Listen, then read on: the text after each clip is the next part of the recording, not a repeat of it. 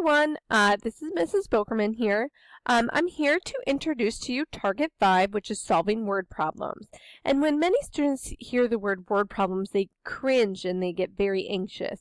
And it's because they're very difficult, because not only do you need to know the mathematics, but you need to know the interpretation, read the problem, and really understand what it's asking you to find, and then actually find it.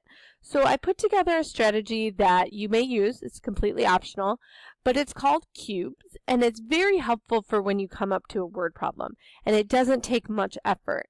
So cube stands for C for circle. So circle all the values and the numbers. Now these could be written out, so we might spell out the word 7, or you might just see the word 7 in the problem. Because most often in these math problems, you're going to have to use all the numbers that are given to you. So circle all the values and the numbers. Underline the question. When you're done and you get your answer, you should always be able to go back to the question and say, have I answered it? Is this what I was trying to find? And when this will help you write the equation, because you need to have a focus of what you're trying to figure out. Box any action words. Did you have money? Did you give away money? Did you spend money? All of those key words represent addition, subtraction, multiplication, division. So if you box any of those action words, you'll be able to figure out, should I add these? Should I subtract them? Should I divide them? Rather than just randomly guessing. You're then going to write the equation, and then S, you're going to solve it.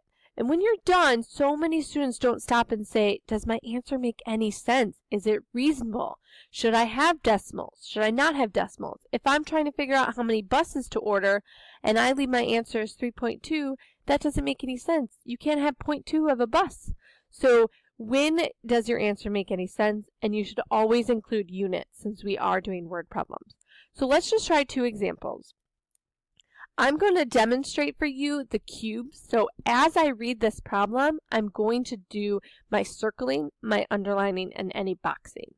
Okay, so that I don't have to go back and waste my time rereading the question. So number 1, you have a part-time job at Mariano's. None of that is important. Okay, during the weekend, you work 3 hours. So I'm going to go ahead and take blue, and I'm going to circle 3. I'm going to get the hours in there too, on Saturday. And 4 hours on Sunday. Okay, so that's important too. If you earn $63, there we go, another value I'm going to circle. How much do you get paid per hour? So here, right as the question, I'm going to underline it. How much do I get paid every hour? So what I'm trying to figure out is my hourly wage. Do I make $5 an hour? Do I make $6, $7, $5.50? What is it? Okay, action words in this one, there's not a lot. You could box the word work, and you could box the word and. And represents addition most often, because you're adding 2 things together. I'm adding my hours on Saturday, and I'm adding my hours on Sunday. Combined total, I worked those many hours. Okay, so on some of the practices, you'll see define a variable. That's because if the goal is for you to be able to read this English and write an equation, you have to define what variable you're using. There are 26 letters for you to choose from, and it does not matter which ones you choose. I would highly recommend avoiding T, because it looks like a plus sign. L sometimes look like a 1, and S sometimes looks like a 5. So if you want to avoid those, that's fine. You could always just go to the default of X. So here's my variable. I'm telling you that I'm going to use X in my equation, and X is going to represent what I'm trying to find. So if you go back to the question, this is your variable. How much do you get paid per hour? So X is my hourly wage, or how much I make every hour. So this is the hardest part, setting up the equation. So let's think logically about what it would be. I work 3 hours on Saturday. So every hour I work, I get a certain amount of money. That same money every time. So that's going to be 3 times X. And then 4 hours on Sunday. Since I have a total of Saturday and Sunday, I'm going to add those together, and I'm going to come up with this equation. 3X plus 4X equals my total pay of $63. Then from here, it's just solving. And so I'm going to walk you through what you would do. Since I have 2 like terms, I have an X and an X, I'm going to combine them and say 7. X equals 63. And then to get x by itself, I would, since this is multiplication, do the opposite, which is divide by 7. So I'm going to divide by 7 to both sides. And if you took 63 and divided it by 7, you get 9. Notice I added the dollar sign, and notice I added a little part of the units of per hour. So I make $9 per hour. Now think about today's world. Does making $9 an hour make reasonable sense? I think it does. Now you could go back and check yourself. If you multiplied 3 times 9 and added it with 4 times 9, would you get 63? You absolutely would. So let's try one more tougher problem.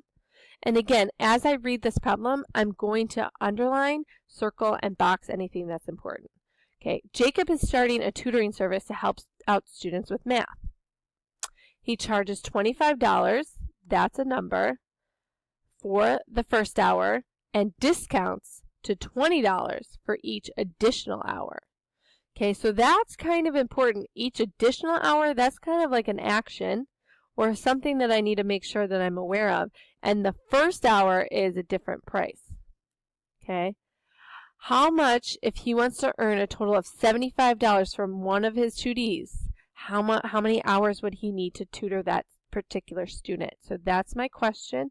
How many hours does he need to tutor this student? Okay, so the goal is, how much time does Jacob need to spend with this student to make $75?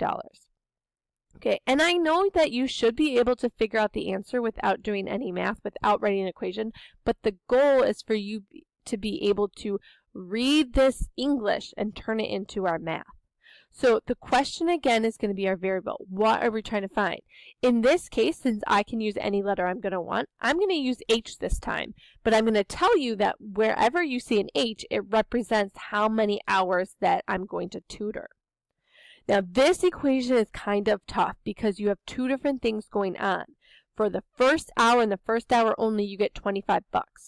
And then he's going to discount you $20 for each additional hour. You could actually set up two different equations, and I'm going to show you both of them.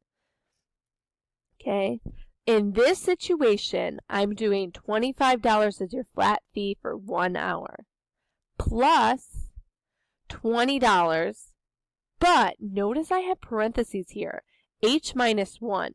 That means if I'm starting at H is 1 hour, I'm letting you know that there's not going to be a $20 extra for that hour. So I have to do minus 1 to indicate that you aren't getting charged $20 also in that first hour.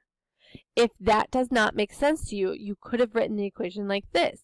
$25 for the first flat fee plus an additional $20 per every hour added on, and I want a total of $75. So if you solve the first way, because I had parentheses, I would have to distribute this 20. So you'd have to take this 20 and multiply it to the H and multiply it to the minus 1. Okay, and so I would end up with 25 plus 20H minus 20 equals 75. Then I have like terms. I have a minus 20 and I have a 25, so I'm going to combine that to get 5. I'm going to subtract 5 over. Whatever I do to one side, I do to the other, so that gives me 20H equals 70. And so when I divide by 20, I get H equals 3.5 hours. So Jacob would need to tutor this student 3.5 hours. Okay, which is a long amount of time, but reasonable. If you decided to solve it the other way, you would just have 20 plus 20, H equals 75. I would subtract the 25 over and end up with 50, and I would divide by 20, which my answer would be 2.5. But because this equation does not account for the fact that you had that first hour that was $25, you would have to remember to add on the first hour, making it a total of 3.5. Many students would generate this equation, which is totally fine to do, but then check your answer. Did it make sense? This didn't make sense because you didn't have the H next to here. You don't want to put the H next to there, though, because then what you're saying is you're charging someone $25 and $20 for the first hour, and that's not the case. It's after an additional hour. Mathematically, this is the correct way so that you don't have to remember to add anything, but in real life, you probably would have gravitated toward the second one. I accept both answers, okay? Hopefully you feel a little bit better. Feel free to use the cube strategy and then let me know if you have any questions this week.